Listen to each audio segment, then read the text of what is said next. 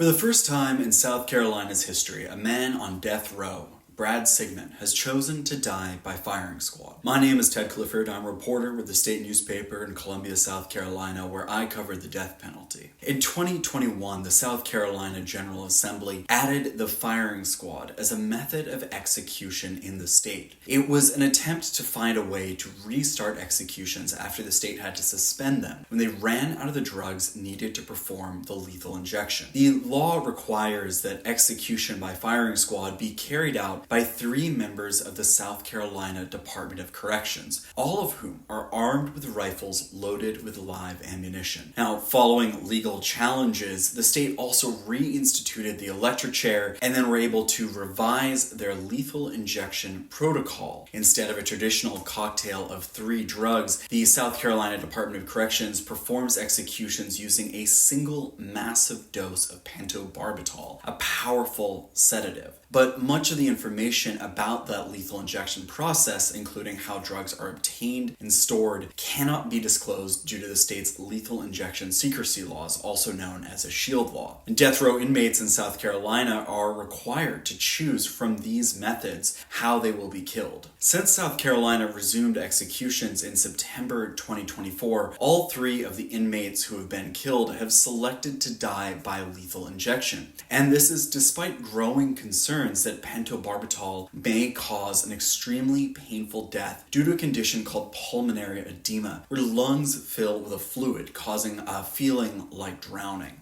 But on February 21st, Brad Sigmon chose to be executed by firing squad. In court filings, he expressed his belief that he did not have enough information about the lethal injection process to ensure that he would not suffer an overwhelmingly painful death. Now, Sigmon was sentenced to death in 2002 for beating his ex-girlfriend's parents to death with a baseball bat. Sigmon's attorneys say that at the time he was suffering from a, quote, fractured mental state. And as a survivor of an extremely abusive childhood, Sigmon suffered from what's called an organic brain injury as well as undiagnosed bipolar disorder, and was using alcohol and crack cocaine on the night of the murders. According to Sigmon's attorneys, he broke into his ex-girlfriend's family's home because of his delusional belief that he could convince her to resume their relationship. If his execution goes ahead on March 7th, Sigmon would only be the 4th person executed by firing squad in the United States in the last 65 years. And at 65 years old, he would also be the oldest person ever executed in the state of South Carolina. To keep up with reporting on the death penalty and other stories in South Carolina, follow our coverage at thestate.com.